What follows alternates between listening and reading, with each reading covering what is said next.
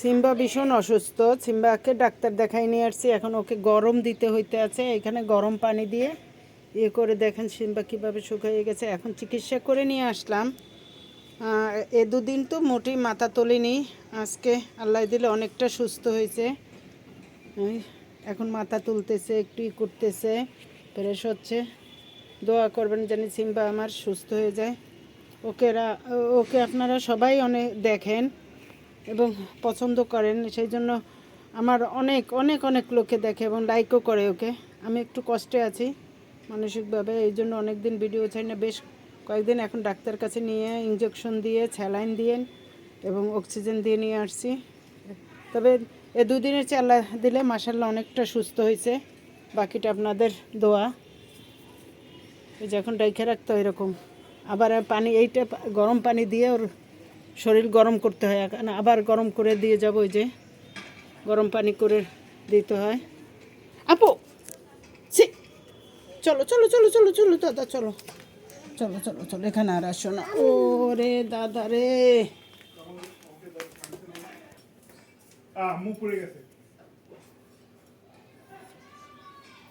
ওই সিম্বাকে চিকিৎসা করা আসার পথে আমি লাউ শাক নিয়ে আসছি। লাউ শাক রান্না করব শাক সিম দিয়ে।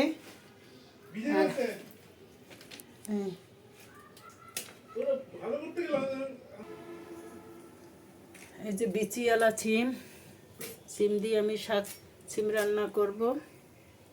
এই যে সব আলাদা আলাদা কাটা হচ্ছে, এর সাথে আলু দেব।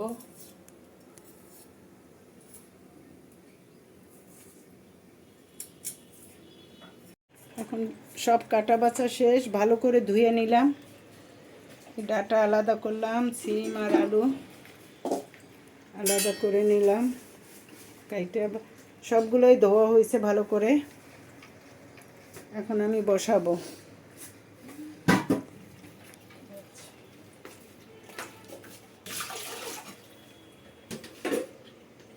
এখানে রসুন, পেঁয়াজ, কাঁচামরিচ সব রেডি করা।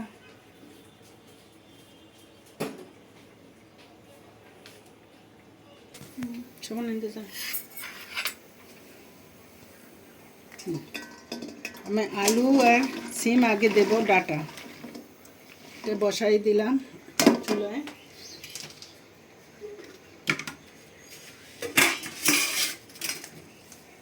লবণ,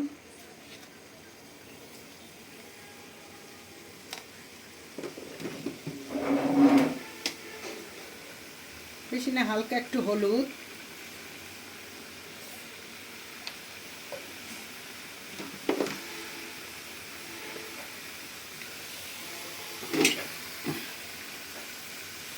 কিছু রসুন এখন দেবো, আর বাকিটা ফোড়নে দেব। কিছু পেঁয়াজ, কাঁচামরিচ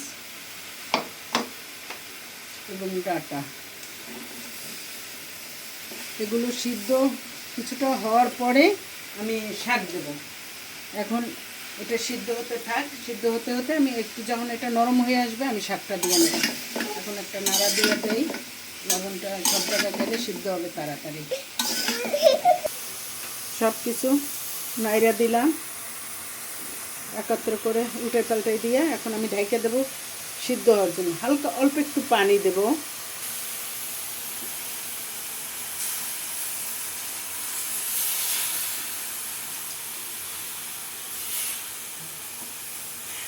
এই রান্নাটা কারা কারা খান আমাকে জানাবেন। এটা কিন্তু আমাদের বরিশালের দিকে প্রচুর খায় এই শাক সিম। ঢাকনা দিয়ে দিলাম, এখন সিদ্ধ হতে থাক। দেখেন শাকটা কেমন সিদ্ধ হইলো।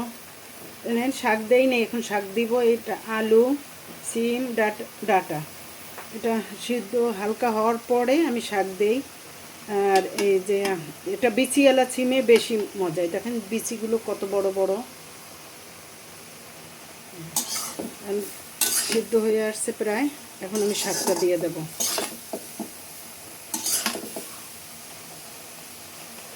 আর এই শাক সিমে ধনে পাতাও বেশ মজার হয়। এই যে এখন শাক দিয়ে দেব। এই, অনেক 1 কেজি লাউ শাক নিয়ে আসছিলাম আজকে।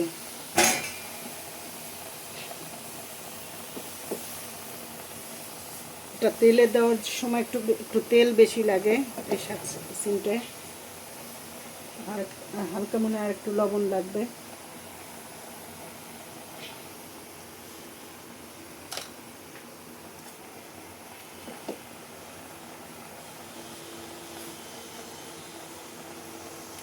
এখন একটু ঢেকে দিলে নরম হয়ে নিচে নামবে, তখন আমি উল্টাই পাল্টাই মিলাই নেব। এই যে হালকা সিদ্ধ হয়ে গেল শাকটা, এখন আমি উল্টাই পাল্টাই নাইড়া দেবো।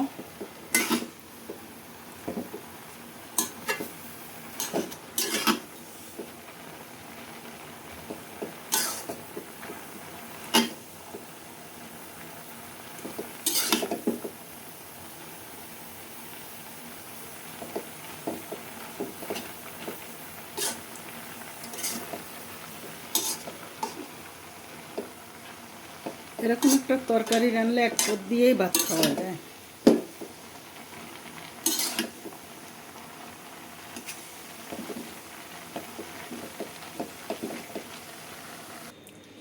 এখন ধনিয়া পাতা দিয়ে দেব। হয়ে গেছে, এটা সিদ্ধ হয়ে গেছে।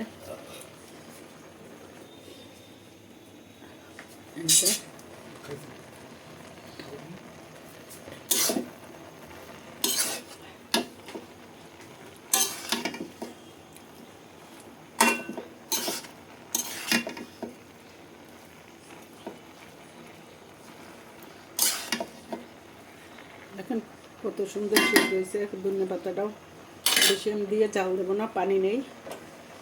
আমি ফোড়ন দেব। এখন সিদ্ধ হয়ে গেল, আমি ফোড়ন দেব। ফোড়নটা রেডি, ফ্রাই প্যানটা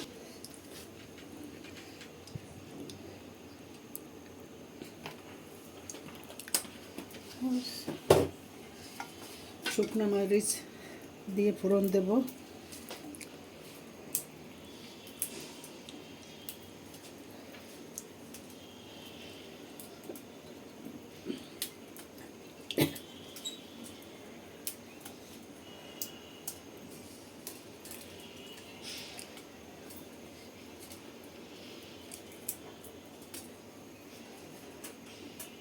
এটা একটু লাল করে ভাজে নেই।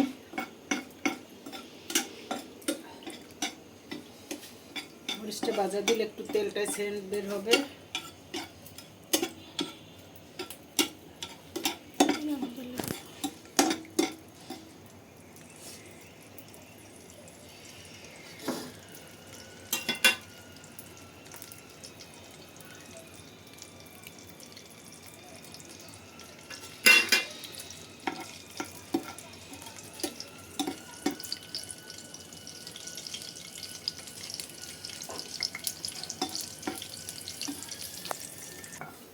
এই যে মরিচ ভাজা হয়ে গেছে, এখন আমি রসুন দেব।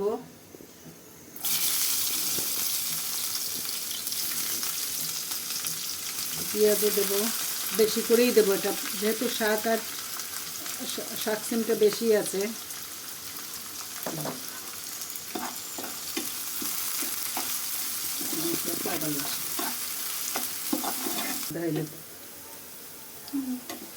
এই যে পেঁয়াজটা লাল হয়ে গেছে, পেঁয়াজ রসুন ফোড়ন রেডি হয়ে আসতে আছে। একটু তেল বেশি পড়ছিল, আমি তুলে রাখছি।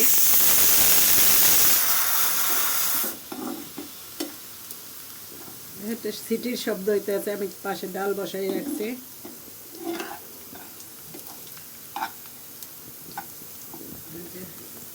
কালার রসুন পেঁয়াজের কালার চলে আসছে। আমি এখন আমি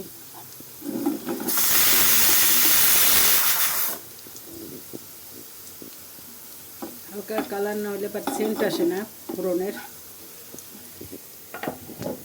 এবার আমি এটা চুলায় বসাইয়ে দেব, তারপরে আমি এটা দিয়ে দেবো।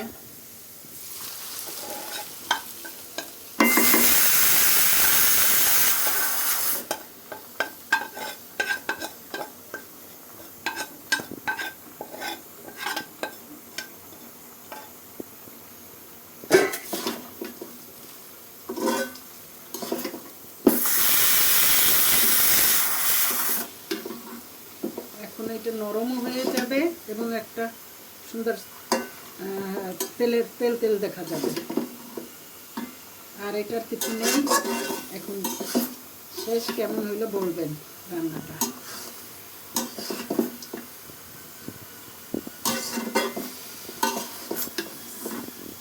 শেষ।